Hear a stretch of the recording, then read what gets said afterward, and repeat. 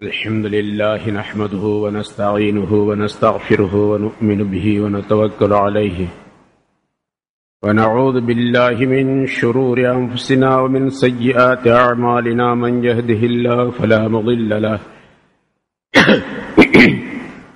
ومن يضلله فلا هادي له ونشهد أن لا إله إلا الله وحده لا شريك له ونشهد أن سيدنا ونبينا مولانا محمدا عبده ورسوله أرسله الله بالحق بشيرا ونذيرا وداعيا إلى الله بإذنه سراجا منيرا أما بعد فقد قال الله تعالى في كلامه القديم أعوذ بالله من الشيطان الرجيم بسم الله الرحمن الرحيم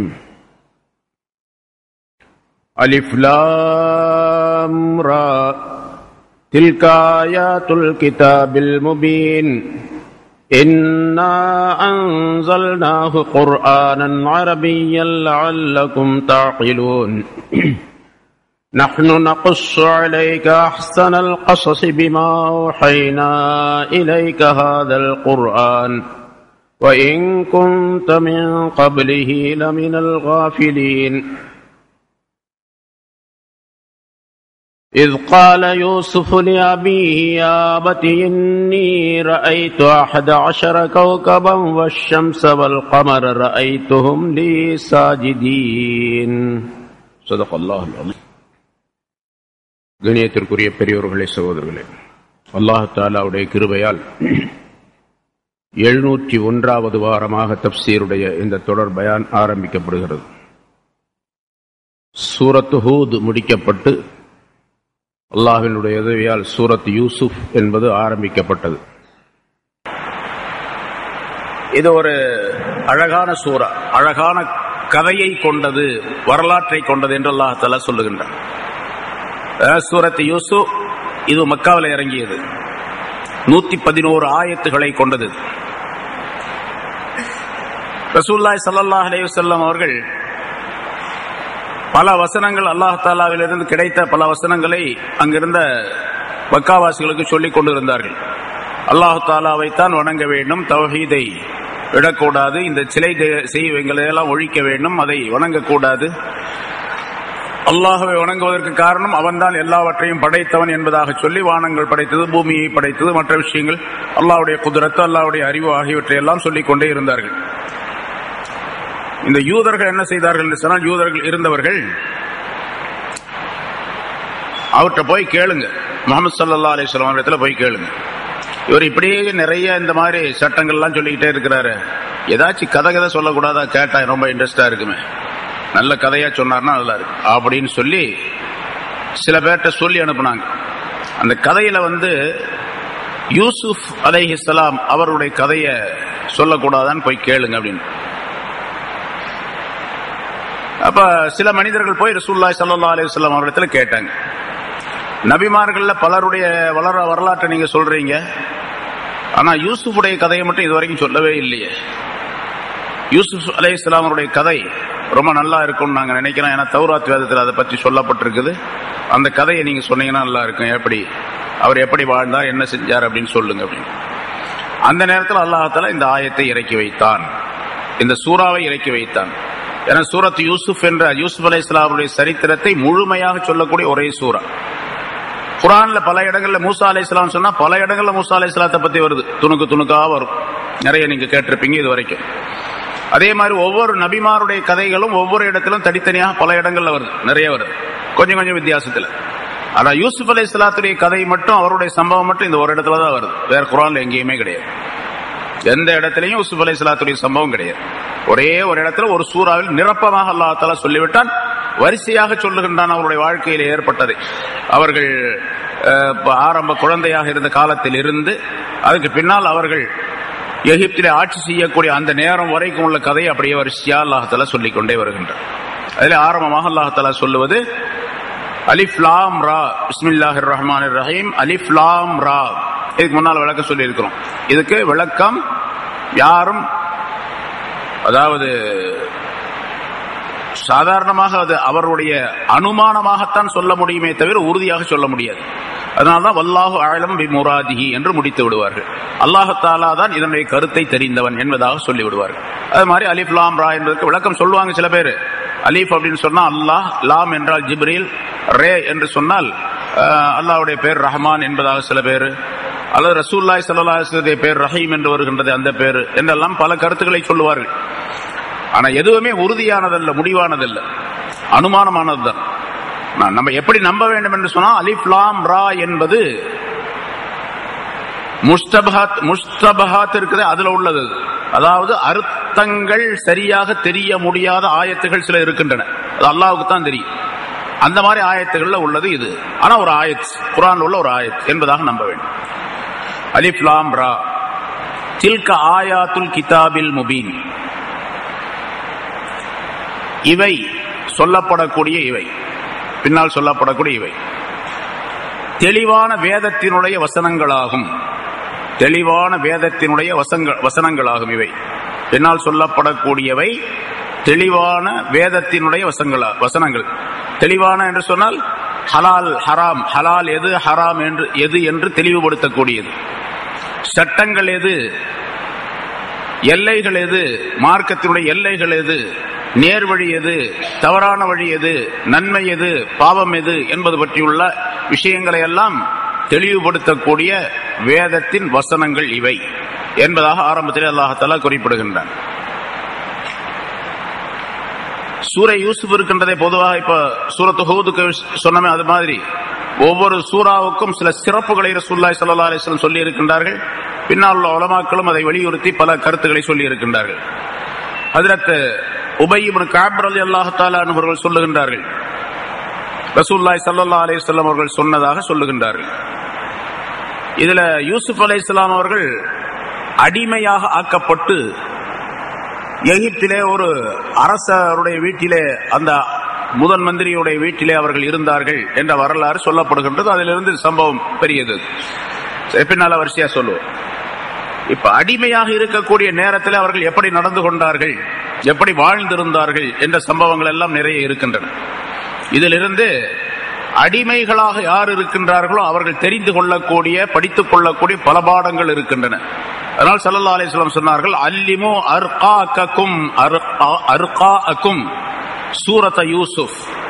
உங்களுடைய அடிமைகளுக்கு சூரத்தை யூசுஃபை நீங்கள் கற்றுக் கொடுங்கள். ஃபஇன்னஹு அய்யுமா முஸ்லிம் அம்லாஹா வ அல்லமஹா அஹ்லஹு வமா மலக்கத் யமீனுஹு. எவர் ஒருவர், எந்த ஒரு முஸ்லிம் இதை அடுத்தவருக்கு சொல்லிக் கொடுக்கின்றாரோ, தன்னுடைய குடும்பத்தாருக்கு சொல்லிக் கொடுக்கின்றாரோ, தன்னுடைய அடிமைக்கு சொல்லிக் கொடுக்கின்றாரோ, அவருக்கு அல்லாஹ் தஆலா மௌத்துடைய சக்ராத்தை லேசாக்கி வைப்பான். மௌத்துடைய சக்ராத்துல் மௌத்தை லேசாக்கி வைப்பான். வஅதாஹுல் குவத, ஒரு உடலிலே ஒரு சக்தியை, ஈமானிலே ஒரு சக்தியை அல்லாஹ் தஆலா அவருக்கு கொடுப்பான். வஅல்லா யஹ்சுத முஸ்லிமன், எந்த முஸ்லிமான மனிதரையும் பொறாமை கொள்வதை விட்டும் அல்லாஹ் தஆலா அவரை பாதுகாப்பான். பொறாமை என்பது இங்கே பாருங்க, யூசுப் அலைஹிஸ்ஸலாம் அவர்கள் மீது அவருடைய சகோதரர்கள் பொறாமை வைத்து ஒரு பெரிய சரித்திரமே நடந்திருக்கின்றது. அவர்கள் பொறுமை காத்தார்கள், பொறாமை வைக்கவில்லை. அந்த பொறாமை கூடாது என்பதற்கு தெளிவுபடுத்தக்கூடிய ஒரு அற்புதமான சம்பவமாக இது இருக்கின்றது. அதனால் பொறாமை வைக்கக்கூடிய சூழ்நிலை இதை படித்துக் கொண்டால், இதை தெரிந்து கொண்டால் ஏற்படாது என்பதாக குறிப்பிடுகின்றார்கள். அதாவது பின்னால் விளக்கம் சொல்றாங்க, யூசுப் அலைஹிஸ்ஸலாம் அவர்கள் தங்களுடைய சகோதரர்கள் மூலமாக பல்வேறு விதமான துன்பத்திற்கு உள்ளாக்கப்பட்டார்கள். பொறாமையின் காரணமாக கிணற்றிலே தள்ளினார்கள். கடைசியாக அவர்கள் எகிப்து நாட்டினுடைய மிகப்பெரிய அரசராக ஆக்கப்பட்டார்கள் அல்லாஹ் தஆலாவின் மூலமாக. அரச பதவிக்கு மேலாக நுபுவத் என்ற பதவி அவர்களுக்கு தரப்பட்டது. இத்தனை பெரிய பதவிக்கு காரணம், அவர்கள் கிடைத்ததுக்கு காரணம் அவர்கள் கொண்டிருந்த பொறுமை. எதிரிகள் பொறாமை, இவர்களுக்கு பொறுமை. அதன் காரணமாக ஏற்பட்ட அந்த பொறாமையை தள்ளிவிட்டு பொறுமையை மேற்கொண்டதின் காரணமாக அவர்களுக்கு இவ்வளவு பெரிய நிலை ஏற்பட்டது என்பதாக குறிப்பிடுகின்றார். அதனால சூரத்து யூசுஃபை நீங்கள் அடுத்தவருக்கு படித்துக் கொடுங்கள், அடுத்தவருக்கு படித்துக் கொடுங்கள் அப்படின்னு சொன்னா நீங்களும் அதனை படித்து பயன்பெறுங்கள் என்பதாக பொருளாகும். அதனாலதான் இன்னொரு ஹதீஸ்ல, இன்னொரு இதுல இப்னு அத்தார் ரலியல்லாஹு தஆலா அவர்கள் சொல்லுகின்றார்கள், சூரத் யூசுஃபை ஒரு கவலையுள்ள மனிதன், உலகத்தினுடைய ஏதாவது ஒரு கவலை ஏற்பட்டு இருக்கின்றது, பல கவலைகளுக்கு உள்ளாகி இருக்கின்றார். கவலை நிறைந்த ஒரு மனிதர் சூரத் யூசுஃபை கேள்விப்பட்டால், கேட்டால் அவருக்கு அல்லாஹ் தஆலா இஸ்திராஹத்தை ஏற்படுத்துவான், நிம்மதியை ஏற்படுத்துவான் என்பதாக குறிப்பிடுகின்றார்கள். ஏன்னா சூரத்து யூசுப்ல அவ்வளோ பெரிய கவலைக்குரிய விஷயங்கள் நடந்தும் கூட அவர்கள் பொறுமையாக இருந்து தங்களுடைய காரியத்தை நிறைவேற்றி இருக்கின்றார்கள் என்பதை தெரிந்து கொள்ளும் பொழுது நமக்கு ஏற்பட்டிருக்கக்கூடிய கவலை எல்லாம் மிக அற்பமானது, சொற்பமானது. அதனால அந்த கவலையை தள்ளிவிட வேண்டும் என்ற நிலை மனோபாவம் மனிதனுக்கு ஏற்படும் என்ற காரணத்தால் சூரத்து யூசுஃபை நீங்களும் ஓதுங்கள், தெரிந்து கொள்ளுங்கள், அடுத்தவருக்கும் கற்றுக் கொடுங்கள், உங்களுடைய குடும்பத்தினருக்கும் கற்றுக் கொடுங்கள், குறிப்பாக உங்களுடைய வேலைக்காரர்களுக்கு, அடிமைகளுக்கு கற்றுக் கொடுங்கள். இங்கே அடிமைகள் இல்லாத காரணத்தால் வேலைக்காரர்களுக்கு கற்றுக் கொடுங்கள் என்று சொல்லலாம். அதனால கற்றுக் கொடுக்க சொல்லி சொல்லுகின்றார்கள் ரசூலுல்லாஹி ஸல்லல்லாஹு அலைஹி வஸல்லம். இன்னா அன்ஸல்னாஹு குர்ஆனன் அரபிய்யா லஅல்லகும் தஅகிலூன். அலிஃப் லாம் ரா தில்க ஆயாத்துல் கிதாபில் முபீன். இது தெளிவாக இருக்கக்கூடிய வேதத்தின் ஆயத்துகள், திருவசனங்கள் என்று சொல்லிவிட்டு அல்லாஹ் தஆலா சொல்லுகின்றான், இன்னா அன்ஸல்னாஹு, நிச்சயமாக இதை நாம் இறக்கி வைத்தோம், குர்ஆனன் அரபியன், அரபி மொழியை சேர்ந்த குர்ஆனாக, அரபி மொழியை சேர்ந்த குர்ஆனாக நாம் இதை இறக்கி வைத்திருக்கின்றோம். லஅல்லகும் தஅகிலூன், நீங்கள் விளங்கிக் கொள்வதற்காக வேண்டி. யாரை பார்த்து சொல்றான்? மக்காவாசிகளை பார்த்து. வேற மொழியில இறக்கி வச்சிருந்தாங்கன்னா இந்த மொழியில, அவங்க மொழியில இறக்கி வச்சு அவங்க தகராறு பண்ணாங்க, நம்ப மாட்டேனாங்க. வேற மொழியில இறக்கி வச்சா எங்களுக்கு தெரியாத மொழியை கொண்டாந்து வந்து இவர் சொல்றாரு, இவர் என்ன சொல்றாருன்னு எங்களுக்கு தெரியாது. ஒரு சமயம் தப்பாவும் சொல்லலாம், அவர் சொல்றது ரைட்டா தப்பானே எங்களுக்கு தெரியாது என்று சொல்லிவிடலாம். அதனால அல்லாஹ் தஆலா அவங்க மொழியிலேயே அந்த குர்ஆனை இறக்கி வைத்தான், அரபி மொழியில. குர்ஆனன் அரபியன், அரபி மொழியை சார்ந்த குர்ஆனாக இதை நாம் இறக்கி வைத்துள்ளோம். லஅல்லகும் தஅகிலூன், நீங்கள் விளங்கிக் கொள்வதற்காக வேண்டி. அவங்க மொழியிலேயே அல்லாஹ் குர்ஆனை இறக்கி வைத்தாலும் கூட அல்லாஹுக்கு விருப்பமான மொழி அரபி மொழிதான். ஹதீஸ்ல ரசூலுல்லாஹி ஸல்லல்லாஹு அலைஹி வஸல்லம் சொல்லுகின்றார்கள், இன்னி உஹிப்புல் அரப, நான் அரபியர்களை விரும்புகின்றேன். லி சலாஸ், 3 காரணங்களுக்காக வேண்டி. லி அன்னி அரபியுன், நான் அரபியை சார்ந்தவன். வல் குர்ஆன் அரபியுன், குர்ஆன் அரபி மொழியில் இருக்கின்றது. வ கலாம் அஹ்லில் ஜன்னதி அரபியுன், சொர்க்கவாசிகளுடைய பேச்சு அரபியா இருக்கும். இந்த 3 காரணங்களுக்காகவே நான் அரபியை விரும்புகின்றேன் என்று சொன்னார்கள் ரசூலுல்லாஹி ஸல்லல்லாஹு அலைஹி வஸல்லம் அவர்கள். இன்னொரு ஹதீஸிலே இன்ன லிவா அல் ஹம்தி யௌமல் கியாமத்தி பியதி, கியாமத் நாளிலே லிவாஉல் ஹம்த் என்ற ஒரு கொடி என்னுடைய கரத்திலே கொடுக்கப்படும். வ இன்ன அக்ரபல் ஹல்கி மின் லிவாஇ யௌமஇதின் அல் அரப், படைப்புகளிலே என்னுடைய கொடிக்கு மிக சமீபமாக இருக்கக்கூடியவர்கள், அதாவது கொடியினுடைய நிழலிலே தங்கி இருக்கக்கூடியவர்கள் அந்த நாளிலே அரபியர்களாக இருப்பார்கள். அப்படின்னா அரபியர்களிலே ஈமான் கொண்டு, விசுவாசம் கொண்டு, நம்பிக்கை கொண்டு செயல்பட்டவர்கள் என்பதாக பொருளாகும்.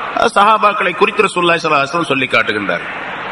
அதனால மிகச் சிறந்த ஒரு மொழியாக அல்லாஹ் தஆலா அரபி மொழியை ஆக்கி வைத்திருக்கான். உலகத்திலே இந்த மாதிரி மொழியே கிடையாது. சேலஞ்ச் பண்ணி சொல்லலாம், சவால் விட்டு சொல்லலாம். அரபி மொழியை நன்றாக தெரிந்து கொண்டு தெரிந்தவர்கள் உலகத்தில் எந்த மொழிக்காரர் வந்தாலும் சரி, அந்த மொழி சரி, அந்த மொழி இந்த மொழிக்கு ஈடாக ஆகாது. அதுல பல சிறப்புகள் இருக்கலாம். தமிழை பத்தி சொல்றாங்க, கல் தோன்றி மண் தோன்றா காலத்திலே தோன்றிய மூத்த மொழி அப்படின்னு சொல்லுவாங்க. ஆனா தமிழிலும் பலவிதமான விஷயங்கள் இருக்கின்றன, தவறுகள் இருக்கின்றன, பலவிதமான கோளாறுகள் இருக்கின்றன. அரபி மொழி அப்படி அல்ல. ஏன்னா இது அல்லாஹ் தஆலா தேர்ந்தெடுத்தது. அதனால் அரபி மொழி மிகச் சிறந்தது. அதில் பல்வேறு விதமான சிறப்புகள் அமைந்திருக்கின்றன. அது நிறைய இருக்குது, ஏராளமாக இருக்குது. அதனால் அல்லாஹ் தஆலா இன்னா அன்ஸல்னா குர்ஆன் அரபிய்யா. இன்னொரு கருத்தையும் நாம் விளங்க வேண்டும். குர்ஆனை அல்லாஹ் தஆலா அரபியில இறக்கி வச்சிருக்கிறான். ஒருத்தர் இப்படி சொன்னார், ஒரு சட்டத்தை விளங்கிக் கொள்ள வேண்டும் என்பதற்காக. ஒரு ஆள் இப்படி சொல்றார், அதாவது குர்ஆன் அரபி மொழியை சேர்ந்தது அல்ல, ஏன்னா குர்ஆன்ல அரபி மொழி அல்லாத வேறு வார்த்தைகளும் இருக்கின்றன. உண்மையில இருக்குது. அதாவது கிட்டத்தட்ட ஒரு 60-70 மொழிகளுக்கு மேலே உள்ள எழுத்துகள், வார்த்தைகள் குர்ஆன்ல இருக்குது. அரபி அல்லாத வேறு மொழியில உள்ளது நிறைய இருக்கு. வேறு மொழியில உள்ள வார்த்தைகள் குர்ஆனுக்குள்ளே இருக்கின்றன.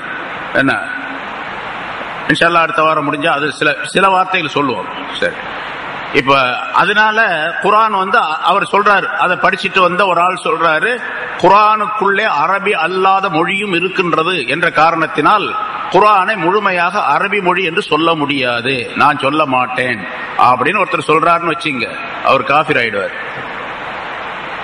ஏன்னா இங்க அல்லாஹ் தஆலா சொல்றான், இன்னா அன்ஸல்னாஹு குர்ஆனன் அரபியன், அரபி மொழியை சேர்ந்த குர்ஆனாக இதை நாம் இறக்கி வைத்துள்ளோம் என்று அல்லாஹ் தஆலா சொல்லுகின்றான். அவர் சொல்றாரு அரபி மொழி கிடையாதுங்கிற, முழுமையாக அரபி மொழி கிடையாது, கலப்பு இருக்குது அப்படின்றார். இப்ப அவர் காஃபிர் ஆயிடுவார். அப்ப நாம் முதல்ல சொன்னதுக்கு விளக்கம் என்ன? அரபி மொழி அல்லாத வேறு வார்த்தைகள் கலந்திருக்கு. அதுக்கு என்ன அர்த்தம் கேட்டா, அரபியில ஒரு விஷயம் சொல்லப்படும், முஅர்ரப் முஸ்தஅரப் என்பதாக சொல்லுவார்கள். அதாவது அரபி மொழி அல்லாத ஒரு வார்த்தையை அரபிக்குள்ளே கொண்டு வந்து அந்த வார்த்தையை அரபியாகவே ஆக்கிவிடுவது, அதுக்கு பேர் முஅர்ரப் என்று சொல்லப்படும். அரபி மொழி அல்லாத வேறொரு வார்த்தையை அரபிக்குள்ளே கொண்டு வந்து அரபியாகவே ஆக்கிவிடுவது, அது அரபிதான். இப்போ முதல்ல வேறு மொழியா இருந்துச்சு, இங்கே கொண்டு வந்து நுழைக்கப்பட்ட பின்னால் அது அரபியாகவே ஆகும். இது ஷாயர்களுடைய புலவர்களுடைய பாடல்களில் ஏராளமாக வருகின்றன. அதை வைத்துத்தான் குர்ஆனுடைய கலாம் ஷரீஃபையும் அல்லாஹ் தஆலா அமைத்து வைத்திருக்கின்றார் என்பதாக சொல்லப்பட்டு இருக்கின்றது. அதனால அமர் ரலியல்லாஹு தஆலா அவர்கள் சொன்னார்கள், உங்களுடைய புலவர்களுடைய, அதாவது அரபு நாட்டு புலவர்களுடைய அந்த புலமைகளை, அதாவது பாடல்களை நீங்கள் நன்றாக கற்றுக்கொள்ளுங்கள், நீங்கள் தெரிந்து கொள்ளுங்கள்.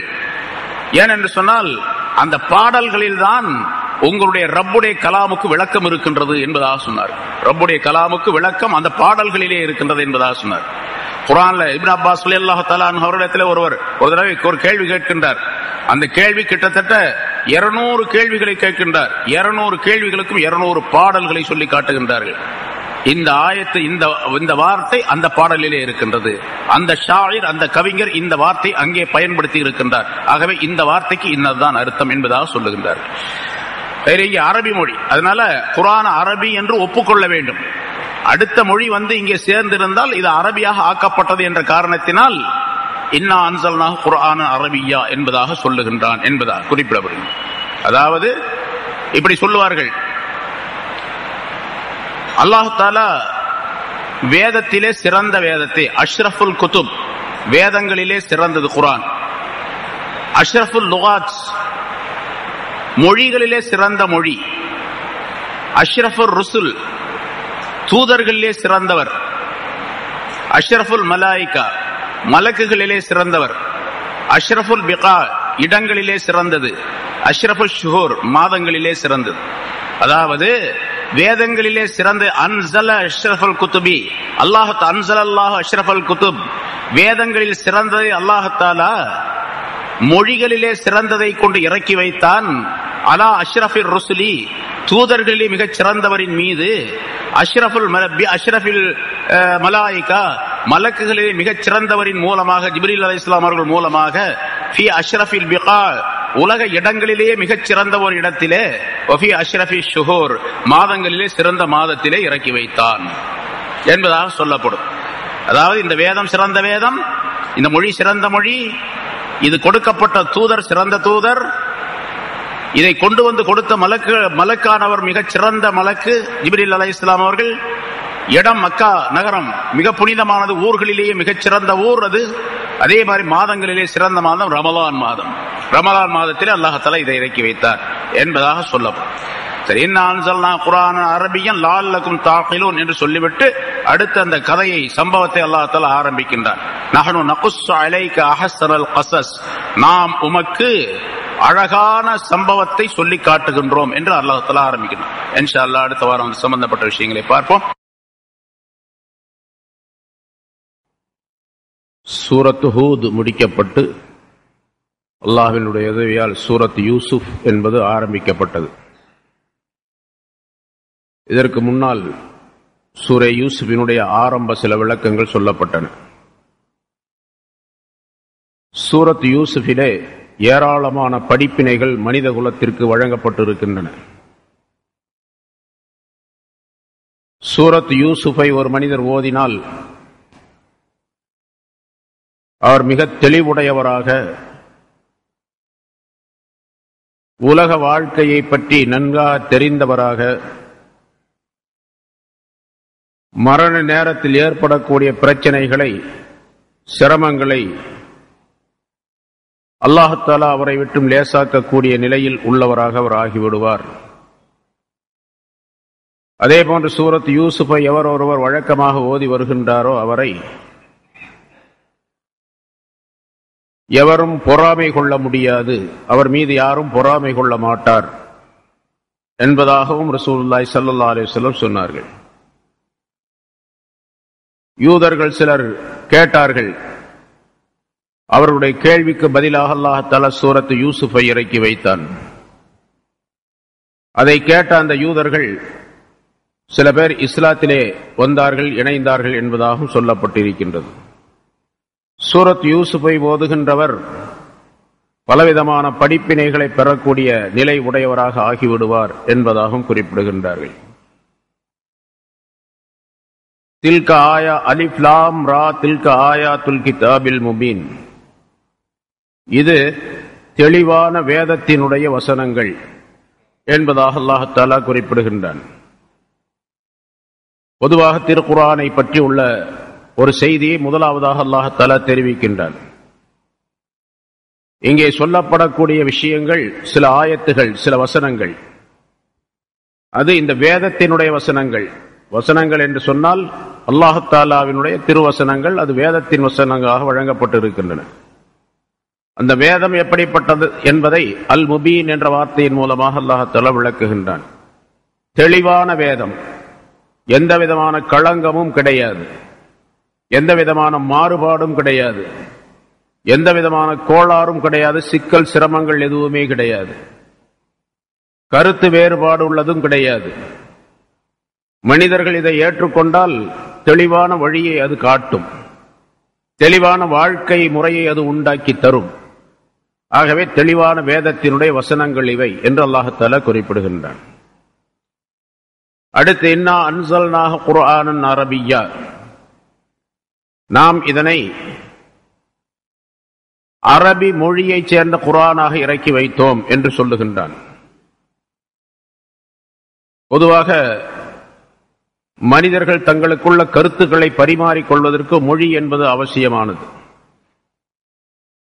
நாம் தமிழ் என்ற மொழியை பேசுகின்றோம். அதுபோன்று இங்கே ஆங்கிலம் உலகம் முழுவதும் பேசப்படுகின்றது, உருது மொழி பேசப்படுகின்றது.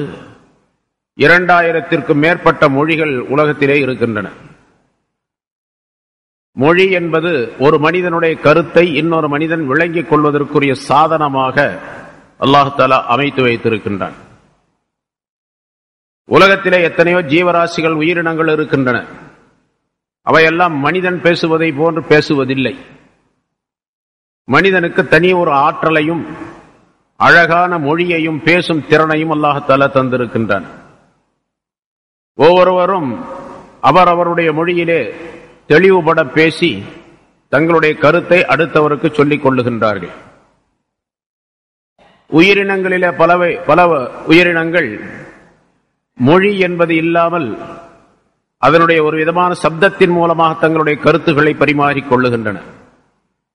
காகம் இருக்கின்றது, நமக்கு பார்த்தால் அது கா கா என்று கத்துகின்றது என்று தெரிகின்றது. ஆனால் உண்மையிலேயே கா கா என்று சொல்லக்கூடிய அந்த அமைப்பு, அந்த தொனி, அது ஒரு கருத்தை தெரியப்படுத்துகின்றது.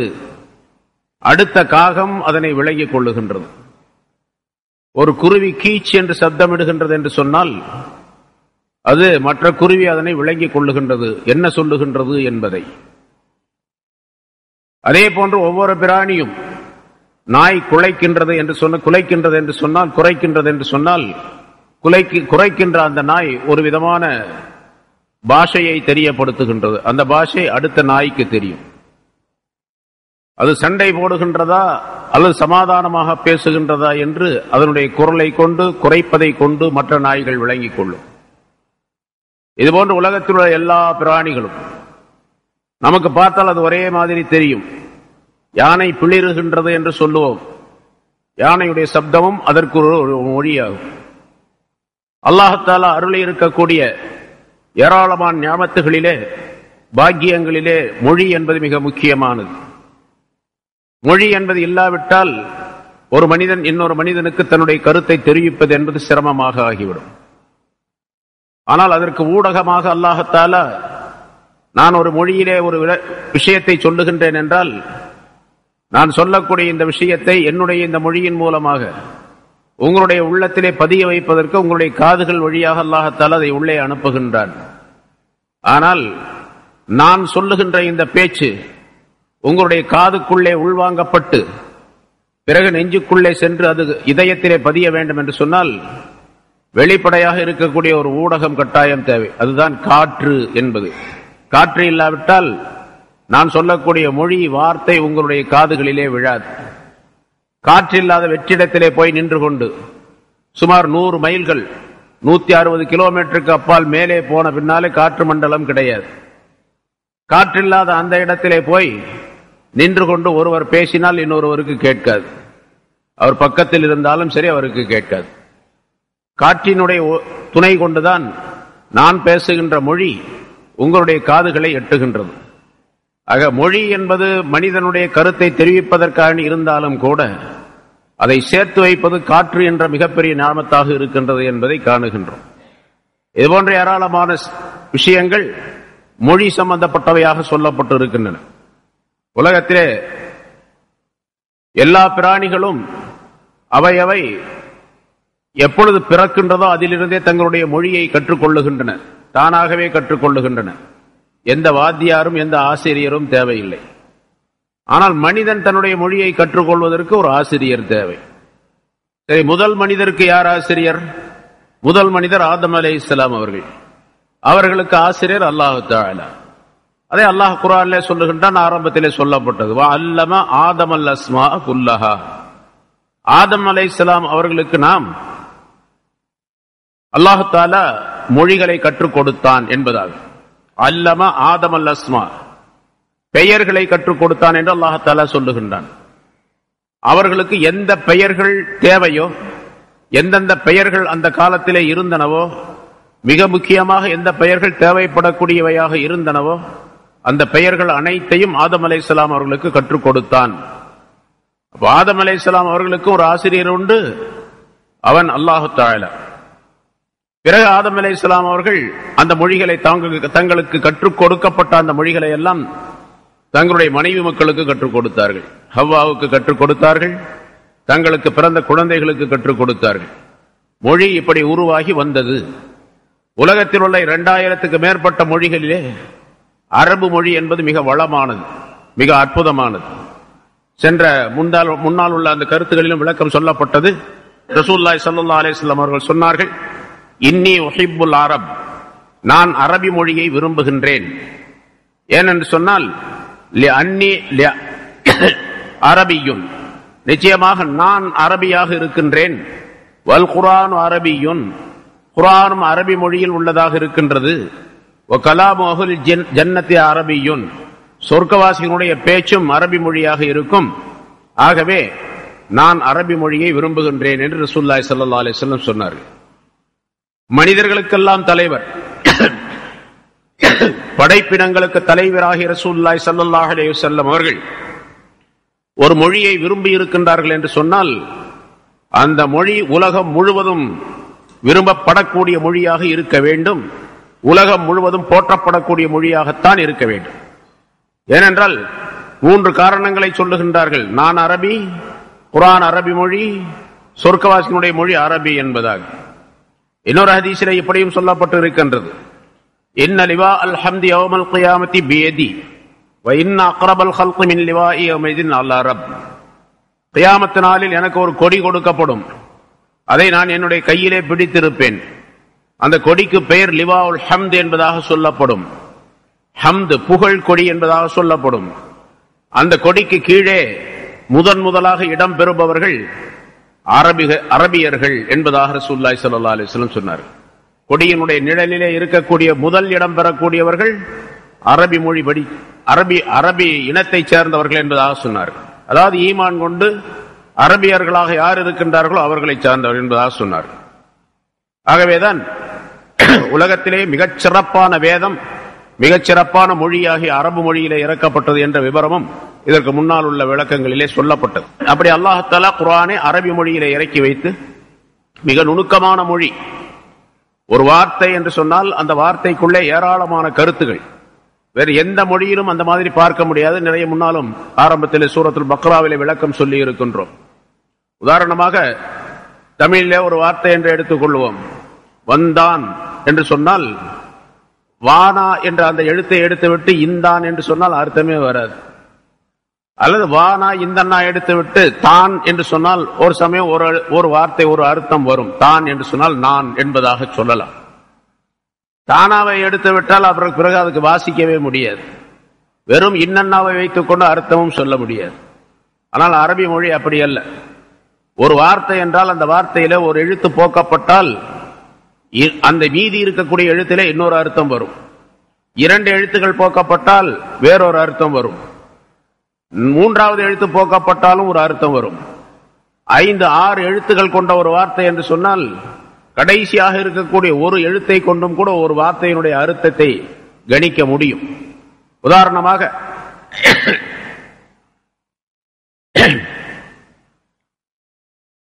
கபர் என்று இருக்கின்றது வைத்துக் கொள்வோம். உதாரணத்துக்கு ஆயிரக்கணக்கான வார்த்தைகள் இருக்கின்றன, எல்லா வார்த்தைக்கும் அப்படியே சொல்ல முடியும். கபர் என்று ஒரு வார்த்தை இருக்கின்றது. கபர்னா புதைகுழி அப்படின்னு சொல்லுவோம் இல்லையா? காஃப் பே ரே. இதுல காஃப் என்பதை நீக்கிவிட்டால் பே ரே என்பது இருக்கும். அதை பர் என்று வாசிக்கலாம், பிர் என்றும் வாசிக்கலாம், புர் என்றும் வாசிக்கலாம்.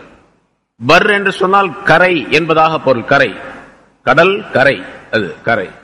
பிர் என்று சொன்னால் நன்மை என்று அர்த்தம். புர் என்று சொன்னால் கோதுமை என்று அர்த்தம். காஃபை எடுத்துட்டோம் சொன்னா பர்ரு அல்லது பிர்ரு புர்ரு எப்படி வேணாலும் வாசிக்கிறோம்.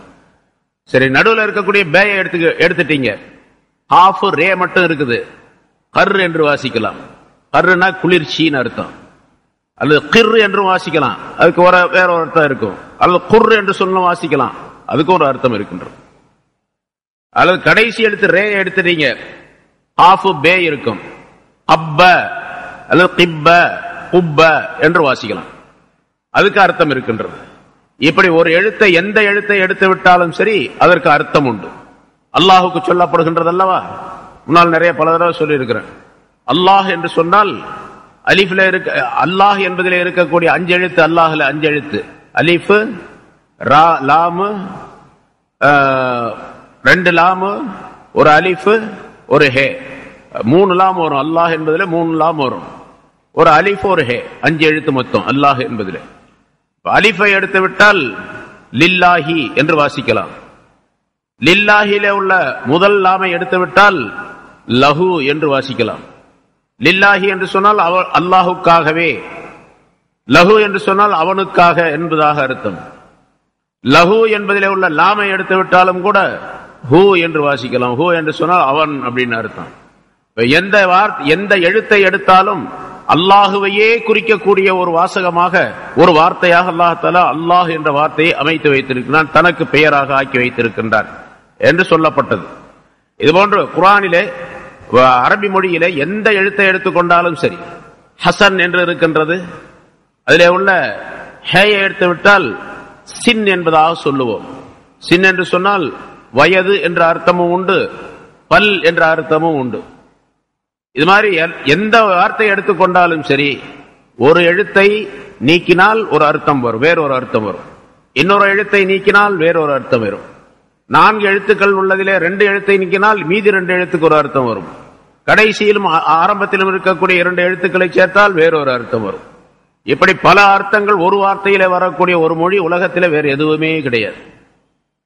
சில மொழிகளிலே 1-2 வார்த்தை, இப்ப நான் முதல்ல சொன்ன வந்தான் அப்படிங்கிறத தான் அப்படின்னு எடுத்தா ஒரு அர்த்தம் வரும், அவ்வளவுதான். அதை தவிர வேறு அர்த்தங்களை கொண்ட வார்த்தைகளை உருவாக்க முடியாது அதிலிருந்து.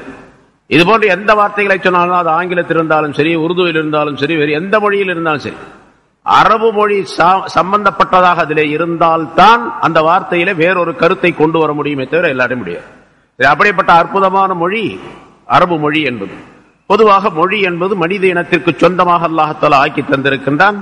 அதிலே உயர்ந்த ரகமான உயர்ந்த நிலை உடைய அரபு மொழியிலே இந்த குர்ஆனை இறக்கி வைத்தோம் என்று அல்லாஹ் தஆலா சொல்லுகின்றான். இன்னா அன்ஸல்னாஹு குர்ஆனன் அரபியன், அரபி மொழியை சேர்ந்த குர்ஆனாக இதனை நாம் இறக்கி வைத்துள்ளோம், நிச்சயமாக நாம் இறக்கி வைத்துள்ளோம். ஏனென்று சொன்னால் ரசூலுல்லாஹி ஸல்லல்லாஹு அலைஹி வஸல்லம் அவர்கள் அரபு நாட்டிலே பிறந்தார்கள், அரபு மக்களுக்கு மத்தியிலே பிறந்தார்கள். சொல்லப்படக்கூடிய அந்த விஷயம், அல்லாஹ் தஆலாவின் புறத்திலிருந்து அறிவிக்கப்படக்கூடிய அந்த வஹி செய்தி, அது அரபு மொழியிலே இருந்தால்தான் அவர்கள் விளங்கிக் கொள்ள முடியும். இல்லாவிட்டால் என்ன சொல்லுவார்கள்? ஏதோ ஒரு மொழி பேசுகின்றார், ஏதோ ஒரு கருத்தை சொல்லுகின்றார், அவர் என்ன சொல்லுகின்றார் என்று விளங்கவில்லை.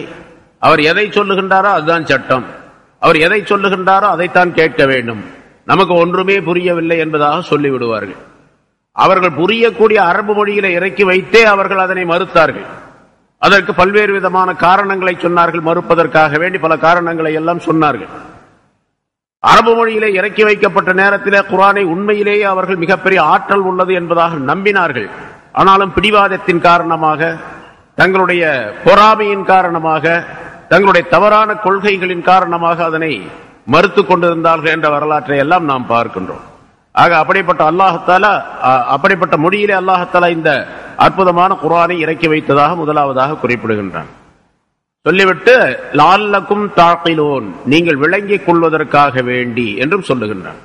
நீங்கள் விளங்கிக் கொள்வதற்கு அரபு நாட்டு மக்களுக்கு மட்டுமல்ல, மக்காவாசிகள் மதீனாவாசிகளுக்கு மட்டுமல்ல, அரபு நாட்டு அரபு மொழி பேசக்கூடியவர்களுக்கு மட்டுமல்ல, உலகத்தில் உள்ள எல்லாருக்கும் தான். லஅல்லக்கும், நீங்கள் என்று சொல்லக்கூடிய இந்த வார்த்தை உலகத்தில் உள்ள எல்லாரும் விளங்கிக் கொள்வதற்காக வேண்டித்தான். அவர் எந்த மொழியை பேசக்கூடியவராக இருந்தாலும் சரி, நன்றாக விளங்குவதற்கு தகுதி பெற்றதாக இருக்கக்கூடிய ஒரு அமைப்பு அரபு மொழியில் தான் உண்டு என்பதையும் அல்லாஹ் தஆலா இங்கே விவரிக்கின்றான். லஅல்லக்கும் தாகிலூன், நீங்கள் அதனை விளங்கிக் கொள்வதற்காக வேண்டி என்பதாக குறிப்பிடுகின்றான். அடுத்து ஒரு ஆயத்தை சொல்லி முடித்தவுடனே அடுத்து அல்லாஹ் தஆலா சூரத்து யூசுப் அலைஹிஸ்ஸலாத்துடைய அந்த சம்பவம் சம்பந்தமாக விஷயத்தை ஆரம்பித்து விடுகின்றான். நஹ்னு நகுஸ்ஸு அலைக அஹ்ஸனல் கஸஸ், நாம் உமக்கு விவரிக்கின்றோம், கதைகளில் அழகானதை நாம் உமக்கு விவரித்து சொல்லுகின்றோம் என்று ஆரம்பிக்கின்றான். கதைகளில், கதை என்பது கற்பனையாக சொல்லப்படுவது, கதைன்னு சொல்லக்கூடாது, சம்பவங்களில், வரலாறுகளில் மிகச்சிறந்த மிக அழகானதை உமக்கு நாம் விபரமாக சொல்லுகின்றோம். ஏனென்று சொன்னால் இது அழகான கதை, அழகான சம்பவம் என்று அல்லாஹ் தஆலா குறிப்பிடுகின்றான். யூசுப் அலைஹிஸ்ஸலாத்துடைய அந்த சம்பவத்தை இந்த சூரா கடைசி வரைக்கும் அழகான சம்பவமாகவே குறிப்பிடப்பட்டு இருக்கின்றது.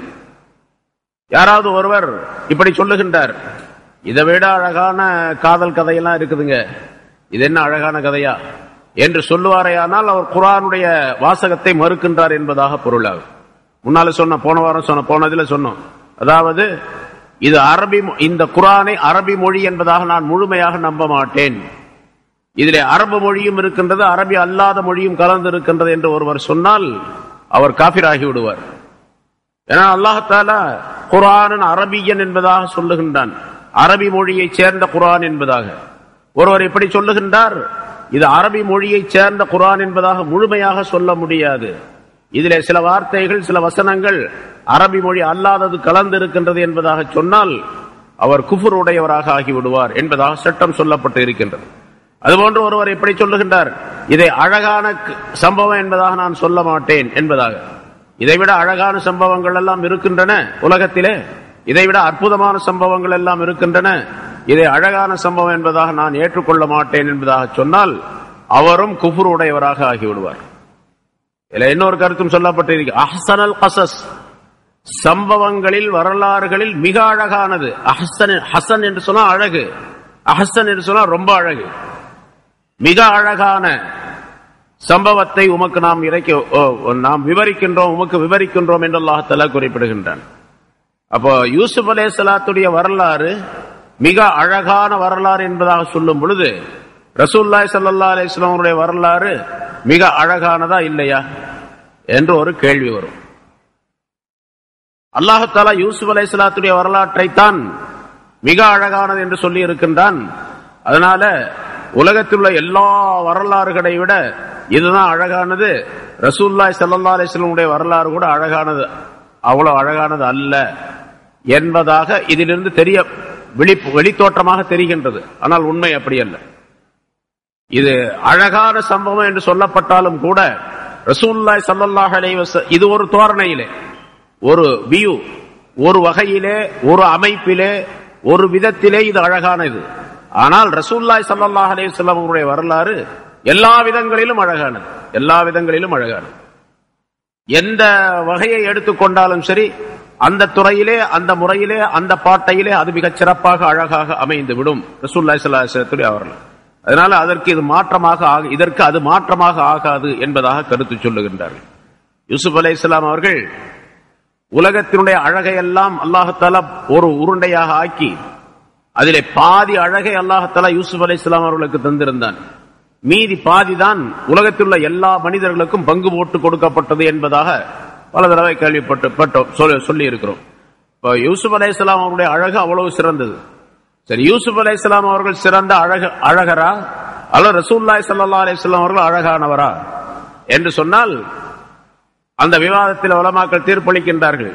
யூசுப் அலைஹிஸ்ஸலாம் அவர்களுடைய அழகை விட ரசூலுல்லாஹி ஸல்லல்லாஹு அலைஹி வஸல்லம் அவர்களுடைய அழகுதான் மிகச் சிறந்தது என்பதாக. யூசுப் அலைஹிஸ்ஸலாம் அவருடைய அழகு எப்படிப்பட்டது என்று சொன்னால்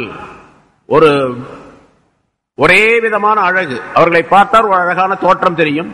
எப்பொழுது பார்த்தாலும் அந்த அழகான தோற்றம் தெரியும். எப்பொழுது பார்த்தாலும் அழகான அந்த தோற்றம் தெரியும். அந்த தோற்றம் என்பதெல்லாம் மாறாது. அழகு அழகாகவே இருக்கும், அதே மாதிரி அழகாக இருக்கும்.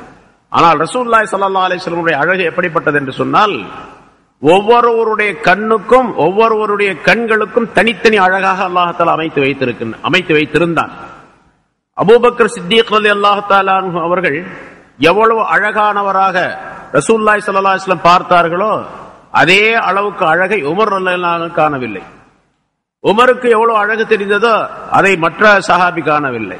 ஒவ்வொருவரும் ரசூலுல்லாஹி ஸல்லல்லாஹு அலைஹி வஸல்லம் அவர்களோடு எவ்வளவு நெருக்கமாக இருந்தார்களோ அவ்வளவு நெருக்கத்திற்கு தகுந்தவாறு அந்த அழகை அல்லாஹ் தஆலா கூட்டி காண்பித்தான் என்பதாக சொல்லப்பட்டு இருக்கின்றது.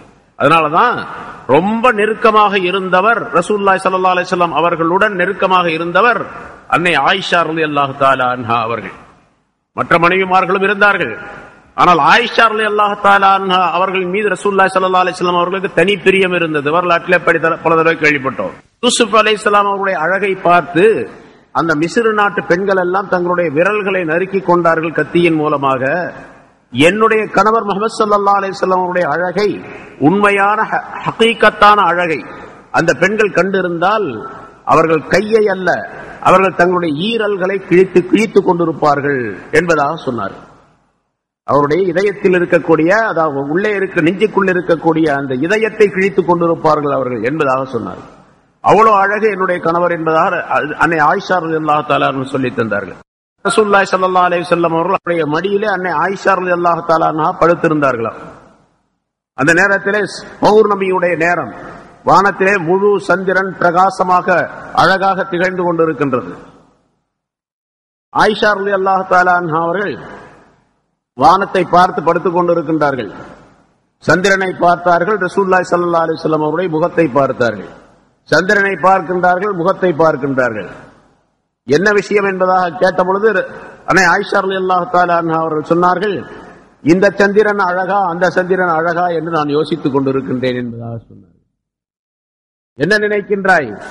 வானத்தில் இருக்கக்கூடிய அந்த சந்திரனை விட இந்த முகத்தில் இருக்கக்கூடிய இந்த சந்திரன் மிக அழகானது என்பதாக சொன்னார்கள் என்பதாக குறிப்பிடுகின்றார். ஆக அழகான கதை, அழகான வரலாறு என்பதாக யூசுப் அலைஹிஸ்ஸலாம் அவருடைய வரலாற்றை அல்லாஹ் தஆலா சொல்லும் பொழுது ரசூலுல்லாஹி ஸல்லல்லாஹு அலைஹி வஸல்லம் அவருடைய வரலாறு அழகானது அல்ல என்று விடக் கூடாது என்பதற்கான இந்த விளக்கங்களை எல்லாம் உலமாக்கள் சொல்லித் தருகின்றார்கள். சரி, இதை அஹ்ஸனுல் கஸஸ், அழகான சம்பவம், அழகான வரலாறு, மிக அழகான வரலாறு என்று அல்லாஹ் தஆலா ஏன் சொன்னான் என்று கேட்டால், வெறுமனே இந்த கதையை ஒரு காதல் கதை, காதல் நவீனம் அப்படிங்கிறதுனால அழகு அப்படிங்கிற அர்த்தம் அல்ல. இதுல ஏராளமான படிப்பினைகள் இருக்கின்றன. நிறைய இடையில சொல்லுவோம். அதெல்லாம் கவனத்தில் வச்சு நீங்க பாத்தீங்க அப்படின்னு சொன்னா மனித வாழ்க்கைக்கு தேவையான அத்தனை விஷயங்களும் இதற்குள்ளே அடக்கப்பட்டு இருக்கின்றன. பலவிதமான படிப்பினைகள், பலவிதமான ஞானங்கள் இதற்குள்ளே அடக்கப்பட்டு இருக்கின்றன. நபிமார்களுடைய வரலாறுகள் முதலாவதாக இதிலே சொல்லப்படுகின்றது. யாக்கூப் அலைஹிஸ்ஸலாம் அவர்கள் ஆரம்பிச்சு யூசுப் அலைஹிஸ்ஸலாம் அவருடையது, மற்ற நபிமார்கள் எல்லாம் சில விஷயங்கள் சொல்லணும். நல்லடியார்கள், நல்ல மனிதர்கள், சாலிஹீன்களை பற்றி உள்ள வரலாறுகள் இதிலே குறிப்பிடப்படுகின்றன. மலக்குகளை பற்றி சில செய்திகள் சொல்லப்படுகின்றன. ஷைத்தான்களை பற்றி உள்ள செய்திகளும் சொல்லப்படுகின்றன. ஜின்களுடைய சில வரலாறுகளும் இந்த சூரத்தை யூசுஃபிலே உண்டு. கால்நடைகளை பற்றியும் அல்லாஹ் தஆலா இதிலே குறிப்பிடுகின்றான். பறவைகளை பற்றியும் அல்லாஹ் தஆலா சொல்லுகின்றான். ஆட்சியாளர்களுடைய சில வரலாறுகளை அல்லாஹ் குறிப்பிடுகின்றான். வியாபாரிகள் சம்பந்தப்பட்ட வரலாற்றை குறிப்பிடுகின்றான்.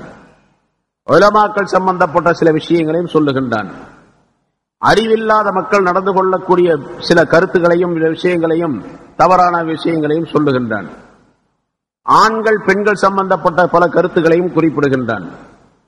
பெண்கள் சம்பந்தமாக அவர்கள் செய்யக்கூடிய சூழ்ச்சிகளை பற்றி அல்லாஹ் தஆலா குறிப்பிடுகின்றான். அவர்களுடைய தந்திரங்கள், ஏமாற்று வேலைகள், அவர்கள் ஆண்களை மயக்குவது ஆகியவை பற்றி உள்ள விஷயங்களை எல்லாம் அல்லாஹ் சொல்லுகின்றான். இதில் தௌஹீதை பற்றி அல்லாஹ் தஆலா நிறைய சொல்லித் தருகின்றான். அல்லாஹ் தஆலாவுடைய ஏகத்துவத்தை பற்றி குறிப்பிடுகின்றான்.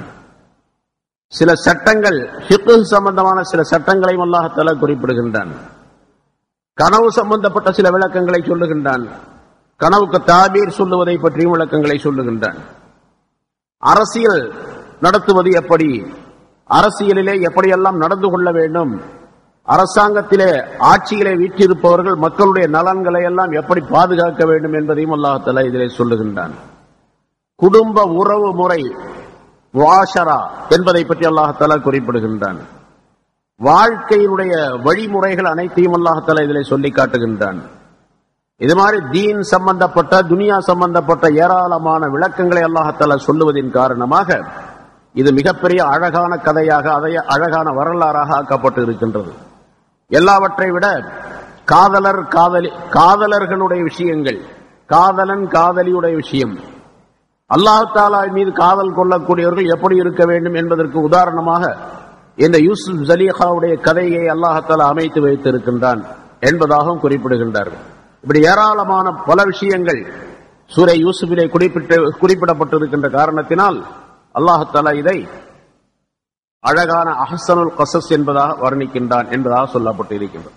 ஆகவேதான் ரசூலுல்லாஹி ஸல்லல்லாஹு அலைஹி வஸல்லம் சொன்னார்கள், அல்லிமு அர்காஅக்கும் சூரத்த யூசுப், சூரை யூசுஃபை உங்களுடைய வேலைக்காரர்களுக்கு நீங்கள் கற்றுக் கொடுங்கள். வேலைக்காரர்களுக்கு, அடிமைகளுக்கு என்று சொல்லுகின்றார்கள். பொதுவாக வேலை செய்யக்கூடியவர்களுக்கு கற்றுக் கொடுங்கள். வயன்னஹு ஐயுமா முஸ்லிம் அம்லாஹா வஅல்லமஹா அஹ்லஹு, எந்த ஒரு முஸ்லிம் தன்னுடைய வேலைக்காரர்களுக்கு, தன்னுடைய குடும்பத்தினருக்கு இதனை கற்றுக் கொடுத்து அதை படித்துக் கொடுக்கின்றார்களோ, ஹவ்வனல்லாஹு அலைஹி சக்ராத்தில் மௌத், மௌத்துடைய சக்ராத் கஷ்டமான நிலையை அல்லாஹ் தஆலா அவருக்கு லேசாக்கி வைப்பான். வஅதாஹுல் குவ்வத, அவருக்கு உடலிலே ஒரு விதமான பலம், மனோபலத்தையும் உடல் வலிமையும் அல்லாஹ் தஆலா தருவான். வஅல்லா யஹ்சுத முஸ்லிமன், இதை கற்று இதை படித்து இதனுடைய கருத்துக்களை தெரிந்தவர் எந்த ஒரு முஸ்லிமான மனிதரின் மீது பொறாமை வைக்காமல் இருக்கக்கூடிய தன்மையை அல்லாஹ் தஆலா அவருக்கு தந்து விடுவான். ஏனென்று சொன்னால் யூசுப் அலைஹிஸ்ஸலாம் அவர்களின் மீது அவர்களுடைய சகோதரர்களே பொறாமை வைத்ததின் காரணமாக இந்த கதையே உருவானது. யூசுப் அலைஹிஸ்ஸலாத்துடைய சம்பவம் அவர்களுடைய சகோதரர்களுடைய பொறாமையின் காரணமாகவே உருவாக்கப்பட்டது. இந்த பெரிய நெடிய சம்பவம், அழகான சம்பவம். அஹ்ஸனுல் கஸஸ் என்று பெயர் ஏற்பட்டது அவருடைய சகோதரர்களுடைய பொறாமையின் காரணமாக. அந்த பொறாமை என்னென்ன தீய விளைவுகளை ஏற்படுத்துகின்றது, யார் பொறாமைக்கு உள்ளாக்கப்பட்டார்களோ அவர்களுக்கு எப்படியெல்லாம் அல்லாஹ் தஆலா நன்மைகளை செய்கின்றான் என்ற விவரங்களை எல்லாம் இதிலே அல்லாஹ் தஆலா தந்து விடுகின்றான் என்று குறிப்பிடுகின்றார்கள். இதுபோன்று ஒரு மனிதர் பொறாமை கொள்ளப்படக்கூடிய நேரத்தில், அதாவது மற்றவர் அவர் மீது பொறாமை வைக்கின்றார், அந்த பொறாமையிலே ஒரு பொறுமையோடு இருந்து பொறுமை காத்து அந்த பொறாமையை தவிர்த்து வாழக்கூடிய சூழ்நிலையை உருவாக்கி கொண்டு, அல்லது பொறாமை வைக்கக்கூடிய சூழ்ச்சியின் காரணமாக இவர்களுக்கு சிரமம் ஏற்பட்டு அந்த சிரமங்களை எல்லாம் சகித்துக் கொண்டு வாழக்கூடிய சூழ்நிலை பொறுமையோடு ஏற்றுக்கொண்டால், அந்த தன்மை இவரிடத்தில் வந்துவிட்டால் அல்லாஹ் தஆலா அவருக்கு மிகப்பெரிய பதவியை தருகின்றான். உலகத்திலும் தருவான், ஆகிரத்திலும் தருவான் என்ற வரலாறும் சூரை யூசுஃபிலே மறைக்கப்பட்டு இருக்கின்றது, அமைக்கப்பட்டு இருக்கின்றது. ஆகவேதான் இதை நீங்கள் கற்றுக்கொள்ளுங்கள், கற்றுக் கொடுங்கள் என்பதாக சொல்லுகின்றார்கள் என்று குறிப்பிடுகின்றார்கள். ஆக சூரை யூசுஃபின் மூலமாக பலவிதமான படிப்பினைகள் நமக்கு இருக்கின்றன என்பதை நாம் கவனிக்க வேண்டும். ஆயத்துகளுக்கு விளக்கம் சொல்லி அதற்குரிய படிப்பினை விளக்கங்கள் சொல்லப்படும் பொழுது அதை கவனத்தில் கொண்டு கேட்க வேண்டும் என்பதும் இங்கே குறிப்பிடப்படுகின்றது. நஹ்னு நகுஸ்ஸு அலைக அஹ்ஸனல் கஸஸ், நாம் உமக்கு விவரிக்கின்றோம், அழகான வரலாற்றை விவரித்து சொல்லுகின்றோம். பிமா அவ்ஹைனா இலைக ஹாதல் குர்ஆன், நாம் உமக்கு இந்த குர்ஆனை அறிவித்ததின் மூலமாக, இந்த குர்ஆனை உமக்கு அறிவித்ததின் மூலமாக, வஹீயின் மூலமாக உமக்கு இந்த அழகான கதையை விவரிக்கின்றோம் என்று சொல்லுகின்றான்.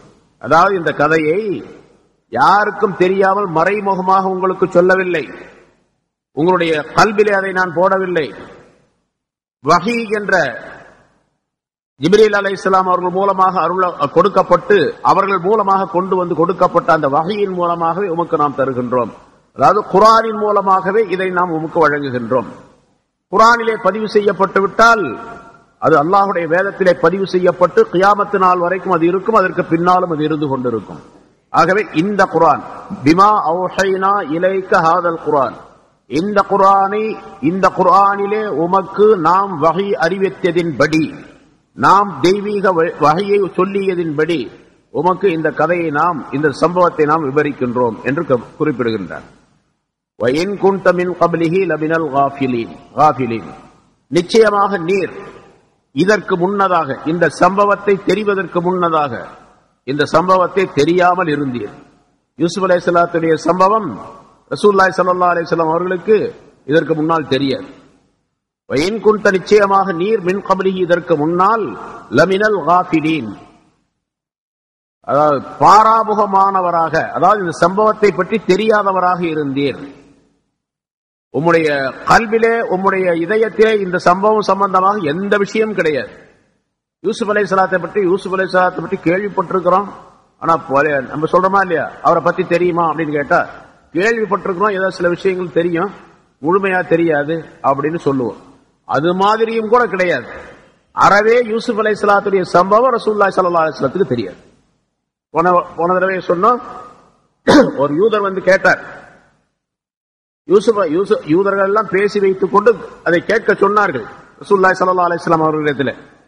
இவர் பல கதைகளை, பல விவரங்களை சொல்லுகின்றார். ஆனால் நம்முடைய மூதாதையர்களிலே ஒருவராகி யூசுப் அலைஹிஸ்ஸலாத்துடைய சம்பவத்தை இவர் சொல்லுவதே கிடையாது, இவரிடத்திலே கேட்டு பார்க்கலாம் என்பதாக சொல்லி யூதர்களிலே சிலர் வந்து ரசூலுல்லாஹி ஸல்லல்லாஹு அலைஹி வஸல்லம் கேட்டார்கள்.